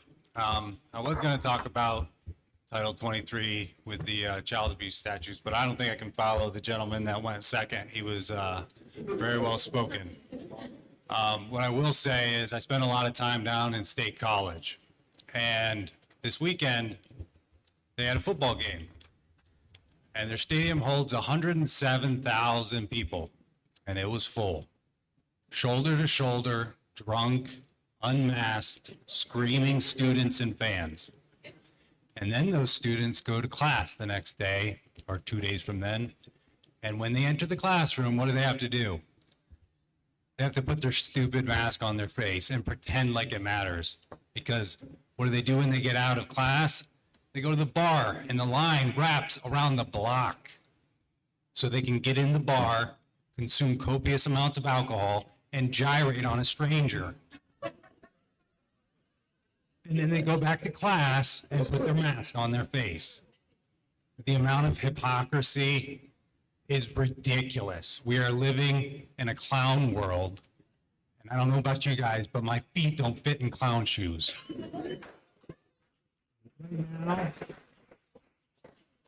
With all due respect, you guys look ridiculous. Whatever this thing on your face is. That being said, I know this isn't easy for you. You're being threatened with personal liability. The school is being threatened with liability. We're praying for you guys. We know that you're going to make the right choice. We're going to continue to pray. Thank you.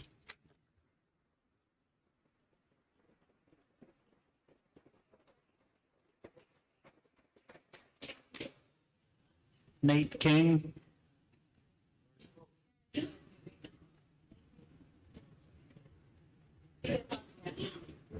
Nate King.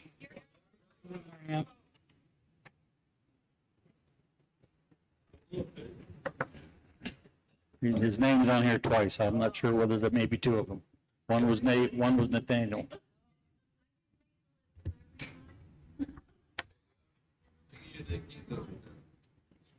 Brooke Wright. Who's after her?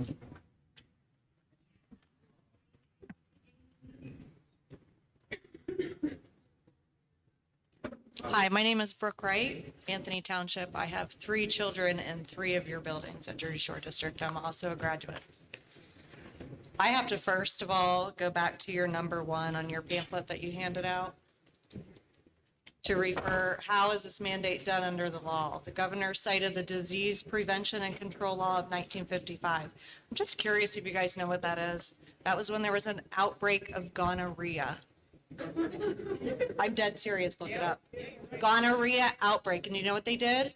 They quarantined the sick, not the healthy. I just want to point that out, since that's your number 1, that's my first thing I wanted to point out to you. As parents, we continue to comply with the mask mandates. We need to ask the question, when will it ever end? Do you guys have an answer? According to dozens and dozens of studies compiled by Children's Health Defense, masks do have harmful side effects. You've heard them all. I've listed them. Everybody here has just had enough. The younger kids feel like they're full of germs and everyone else is full of germs. They're afraid they're going to kill someone. At what point do we ask ourselves, how do we unwire our kids? Extended mask wearing has shown detrimental psychological harms tied to lack of facial and emotional signaling, according to a study on face recognition in children. Another report found wearing a mask longer than 4 hours a day decreases cognitive precision, increases headaches, sweating, encourages dehydration, increasing bacterial infection risk. Carbon dioxide toxicity includes headaches, confusion, sweating, increased heart rate, blood pressure, tremors, shortness of breath, reduced hearing, and dim sight. They lower children's oxygen levels in their blood. Lowering arterial oxygen suppresses the immune system. They have also found chemicals in these face masks that you're making our kids wear. They are carcinogenics. They have harmful microplastics in them. They collect and colonize viruses, bacterial, microbes, and mold. At what point will you please put our children first? Please stand up. I almost forgot to mention the suicide rates, how much they have escalated in the last year. Please do your research. Last year, my kindergartner was forced to wear a mask in an un-air-conditioned building at Salisbury Elementary for 7+ hours a day, because he also has a bus ride, he had to wear it. In the heat, during recess outside, during gym class outside, he had to wear a mask. When he got home, he took it off and it was wet and there was gross Cheetos on it from his snack. He had a bacterial infection that took 2 months to clear. My oldest daughter is in counseling for anxiety and depression that just happened from last year. My middle daughter gets migraines from these masks. I'm asking you to wake up. One last thing that I want to say is, if I cannot sign a mask exemption form for my very own children, I'm asking this administration to sign a form for us parents stating that we as parents can hold you liable if continuous masking causes any adverse effects in our children, whether it is health or educationally related.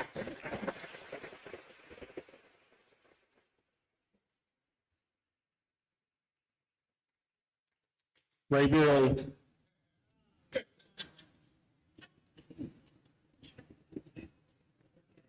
Following Mrs. Bureau will be Thomas Knapp.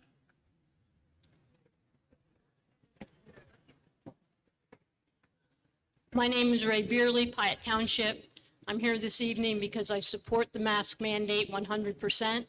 And I'm here to ask the board, when you vote this evening, to vote no on miscellaneous item C, that you not support the injunction, especially my 3 representatives, Mr. Virtual Allen, Mr. Brungard, and Ms. Grant. Thank you very much.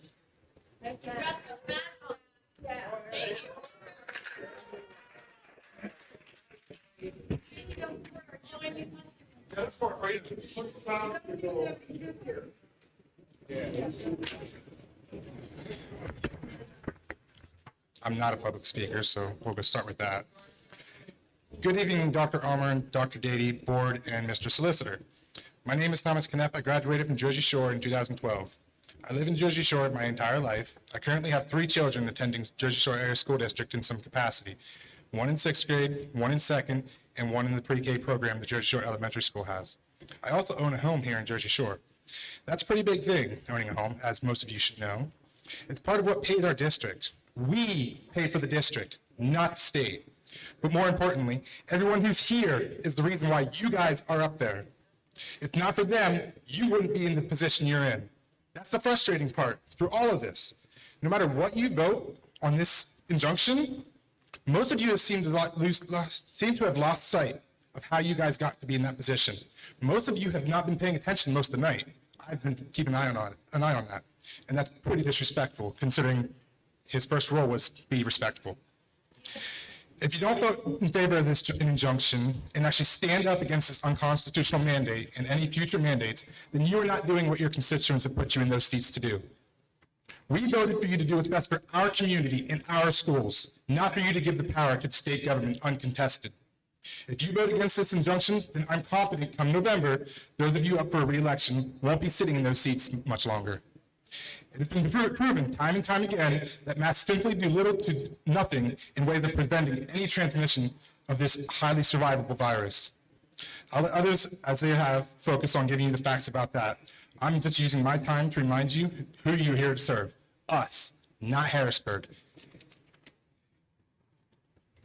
All power is inherent in the people, and all free governments are founded on their authority and instituted for the peace, safety, and happiness. For the advancements of these ends, they have at all times an inalienable and indefensible right to alter, reform, or abolish their government in such manner that they think proper. PA Constitution, Article 1, subsection 2. Just keep that in mind. Thank you.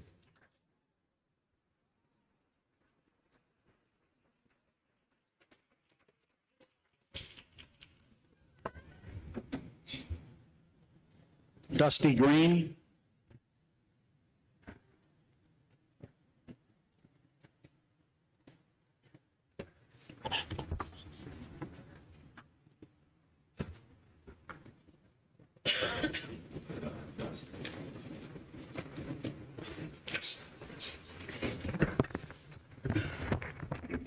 All right, first of all, I'm afraid to get up here and talk. Second of all, I got Jesse Edwards gave me a letter to read from somebody, but all of the subjects that they're talking about in here has been read many times, so I'm not going to bore you with that. First of all, you people, I'm not doing anything to disrespect you, any of you, and I understand your job is hard. But you are just acting like, I don't want to say pet, like you're letting somebody overpower you and making your choices for you. I understand this is your job. You have to make all of us and our children wear masks to keep them safe. I understand that is your job. But they're running you like rag dolls too. And we need to stand up. Because if all of you agree with me, I'm not a Bible thumper, but I will tell you this. COVID is not going to kill you. God is the only one who has the power to do that. No mask is going to save you. Not wearing mask is not going to help you, and whatever. Nothing's going to help you. The only one who is going to help you is God. I'm not a thumper, but I am telling you, and just like you guys, I respect you so much, and I feel bad for you. But we all have to stand up. If we don't, they're going to come in here and they're going to overpower all of us. And pretty soon they're going to come in here and they're going to take over all of our rights altogether. I am here for our children, your children, my children. I would be here for you, even though you guys are on the school board. That doesn't make no difference to me. As long as you're good to me, I'm going to be good to you. But I'm going to tell you, everybody's against wearing masks or they're not wearing masks. That don't matter.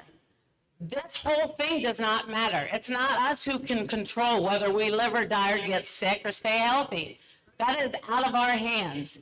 So I don't want to be anybody's rag doll anymore. I am not going to be afraid. If you're going to get COVID, you're going to get it. If you're going to get the shits tomorrow, you're going to get it. That is not our area. We cannot control it. So I don't want you guys to be rag dolls anymore. I don't want anybody to be those rag dolls. Let's stand up. I've never done this before. I just got a big mouth and I speak what I believe in. But just I hope everybody doesn't get offended by my words. But thank you very much, we the people.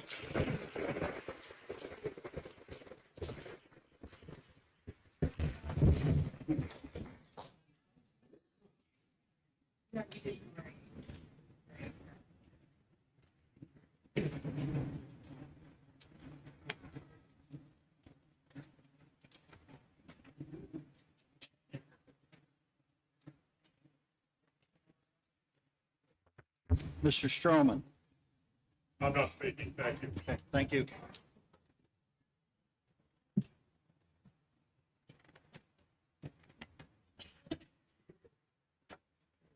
Concludes courtesy of the floor. Can't hear you. That concludes courtesy of the floor. Everybody that signed up has spoken. Any board member have any objection to that? Thank you. We're not starting a whole new line here.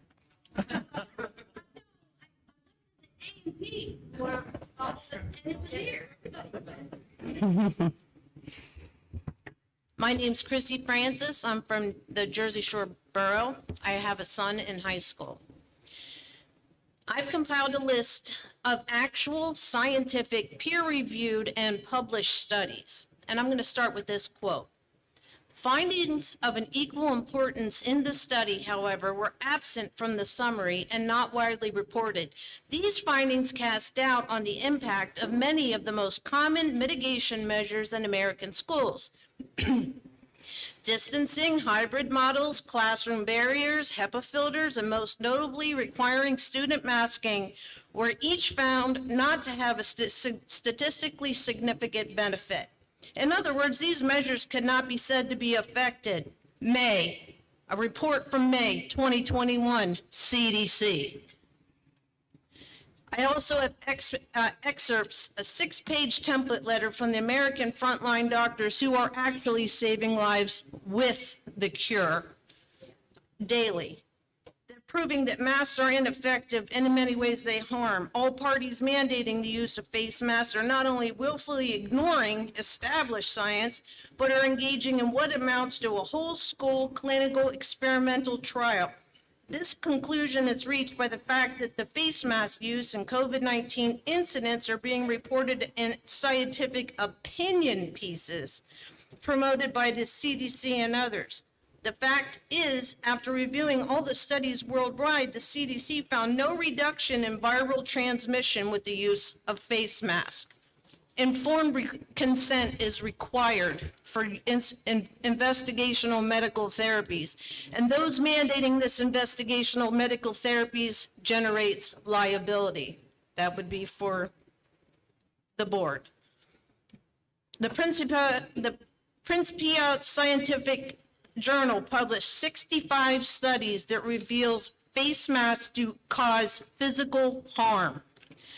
So if even the CDC is reporting that face masks are ineffective and others are warning us that they're dangerous, which I've witnessed with my own son who has allergies, exacerbated severely, developed sinus issues he's never had before, and has migraines constantly. He's a runner. It's not football, but he's a runner and he's a dedicated runner. He's forced to breathe in CO2 all day, which causes hypoxia for anybody that even, lack of oxygen to the brain.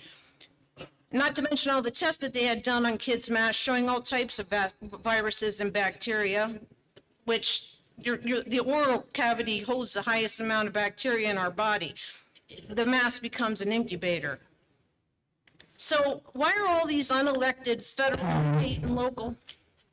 You can finish. You can finish your stop. Okay, so why are all these unelected federal, state, and local bloated bureaucracies insisting on continuing what is tantamount to child abuse. It's a distraction. It's to distract us from the PA Senate hearings held before the mandate, subpoenas, and calls for a forensic audit. It's a distraction from the recently released FOIA emails proving that Dr. Fauci, in his own words, illegally went through a third-party EcoHealth Alliance around the vetting process to fund gain-of-function research of coronavirus at the Wuhan lab. And then on 110/17, he says, and I quote, "This administration will face a surprise pandemic." The biggest distraction are the investigations into Governor Wolf and the PA Department of Health nursing home death scandals. Thank you.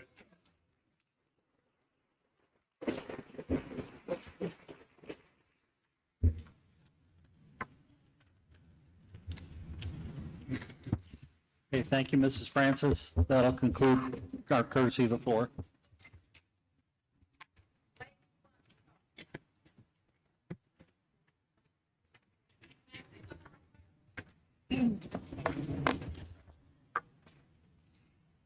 Anybody have any objections? Come up. Over at the mic, please, so it'll be recorded for, hopefully it'll hear you instead of me.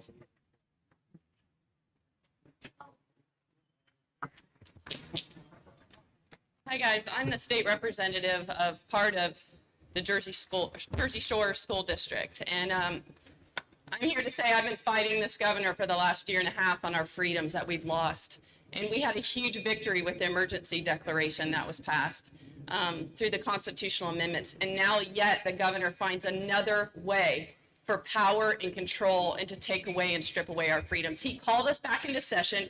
We said no, and he found a loophole. He found a loophole in a bill that is only to dictate for the unhealthy, not the mass of children that are healthy. And so I'm asking you guys, you have to find your line in the sand. You have got to find your line in the sand. I'm telling you, we are losing our freedoms in America at a rapid pace. And I know that we will look back. You will look back, and I told the superintendent, I said, make every decision through the lens of liberty and freedom, and you will not walk away disappointed in your decision. View it through choice of liberty and freedom. Our founding fathers gave their lives, their fortunes, and their sacred honor so that we could have the freedom today to live as we choose and as we please. So at the end of the day, you have to walk away knowing that you sided with the Constitution, you sided with the Declaration of Independence. I'm going to do everything in my power as one of 203 state representatives to push back the heavy hand of government that's been placed upon us as parents, kids, teachers. I'm going to do everything in my power, and I need you to do everything in your power. So thank you, guys. Stand up for freedom.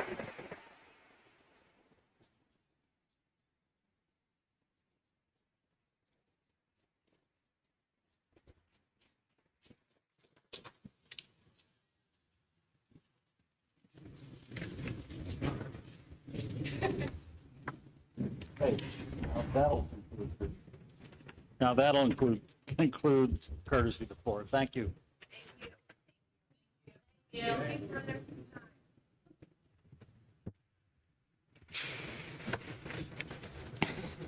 Okay, moving on to personnel. We have items A through P under personnel.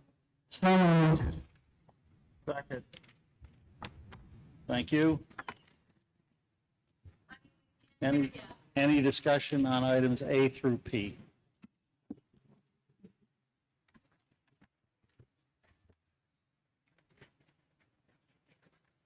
Any discussion or debate on A through P? Okay, hearing none, all in favor, say aye. Aye. Opposed? Thank you.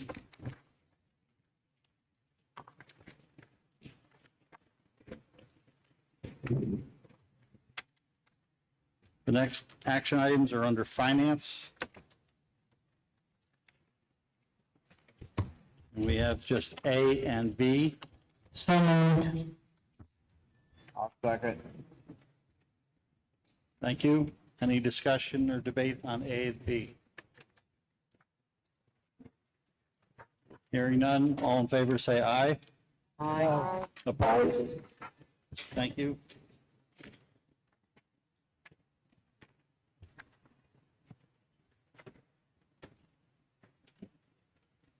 Miscellaneous A, B, and C. So moved. Second. Thank you. Any discussion or debate on A, B, and C under miscellaneous?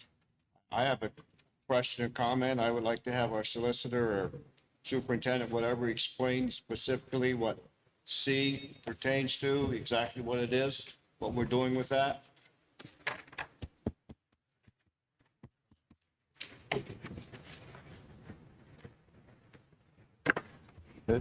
Can you hear me?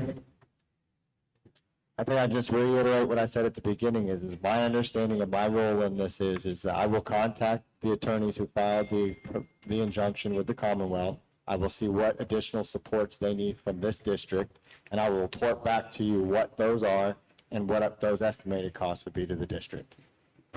Okay, I just needed it explained again, I guess, for clarity. Thank you.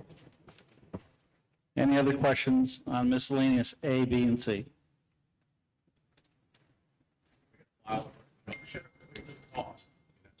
Here, it's our turn now, sir. All, hearing no discussion, all in favor, say aye. Aye. Opposed? Thank you. Pass.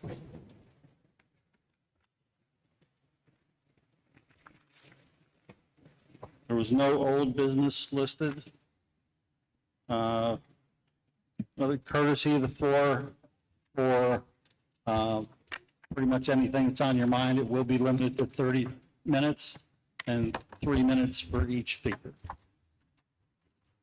And this does not have to be on the action items for tonight. Jesse Edwards, Piatt Township, 1993.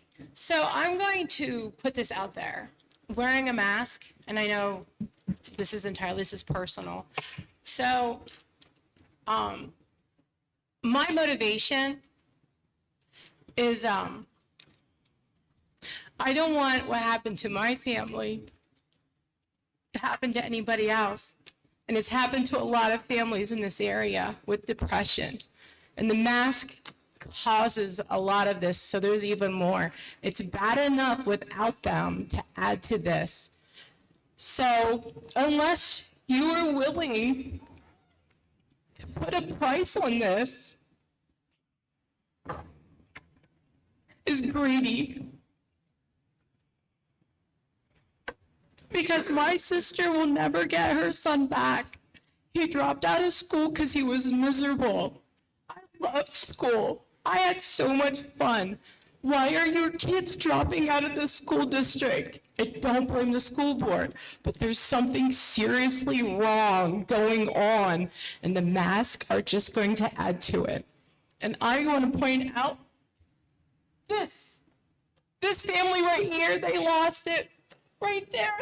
That's my family. They lost my nephew, 23. He was reading Samaritan text at 16, but couldn't pass a regular class at the high school. Are you kidding me? He wasn't dumb. He wasn't stupid. If you want to meet my sister, come to the next holiday. You can see what a train wreck is.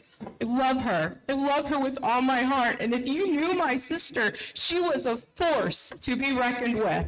Not her anymore. And my family has yet to recover, and it's been 3 years. And I know we're asking a lot. We really are. We support the right decision. We really do. And the mask mandate is not the right decision. Thank you.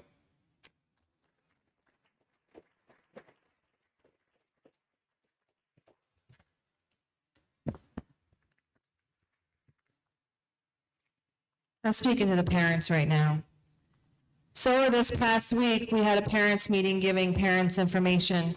I know there were many of you, including myself, that asked all of the board members, including the superintendent, to put on tonight's agenda to modify and review the health and safety plan. It was not on the agenda. We also asked them to put on the agenda tonight to make masks optional. Not on the agenda either. I emailed quite a few of these board members and asking them where they stood. Do they stand for truth or not? As you can see, they're not standing for truth because they did not put that on the agenda for our kids to go to school tomorrow without a mask on their face, without a muzzle over their mouth. Parents, you have a decision. There are many other options out there than the Jersey Shore School District. There are other educational programs that will allow your child to go to school, to have a great education, and not have a muzzle over their face. It is your choice. I can't tell you what to do, but I can help you find those schools, find those educational programs, and I can help you with a civil lawsuit.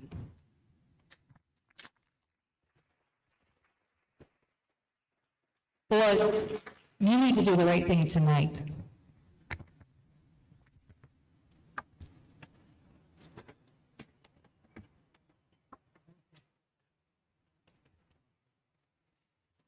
Thomas Knapp. There is one thing that I want to bring to the attention of the public, since you board members seem to fail to do this. The bullying and harassment that has been as a result of these masks and children choosing, which is their right, not to wear them, is abysmal. The fact that I've told Dr. Almer and all you school board members about one specific principal, and it was never publicly addressed to anybody. No investigation, no nothing. The only thing I got back was, we'll investigate. But I haven't heard back about anything since, even though I had asked. I had the parent of that student email Dr. Almer as well. Same response, saying that the principal is allowed to enforce rules, yet telling the student that the exemption form that he got is only going to last for 7 days, so then the doctor's going to lose his medical license. Not really the principal's position to be telling a student that. Telling the student that if they don't wear a mask, they're going to be confined to the auditorium for the 3 days and then sent home for remote learning. Pretty sure that's not the principal's position to be telling them that, when that never even came from Dr. Ulmer or any of you board members. The bullying has been going on in this school district for years, and you guys just sweep it under the rug, and it's starting to get ridiculous. We will start taking a stand against this, and we will start removing you, just like I had previously said. Because the bullying and the harassment, even before all of this, is never taken care of publicly. There was one public case that was taken care of, and that was a false claim, because I was there when it happened, along with many of my other classmates, but yet that was the one that was taken care of. You guys need to start standing up for your students, not for the educators that are harassing these students. Your students are your future. Thank you.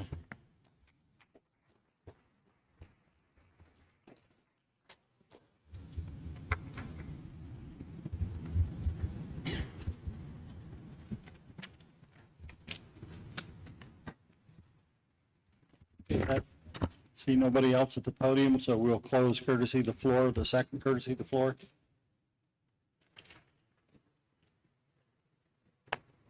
Is there any need for an executive session? Excuse me? I would like to request one, please. Can't hear you. Do you want me to say it louder? Michelle would like to request an executive session. Okay, we'll go into executive session, and once we come out, what's the reason? Mrs. Stemmer? Security. For security purposes, and once we come out, there'll be no additional business conducted. Thank you, everybody.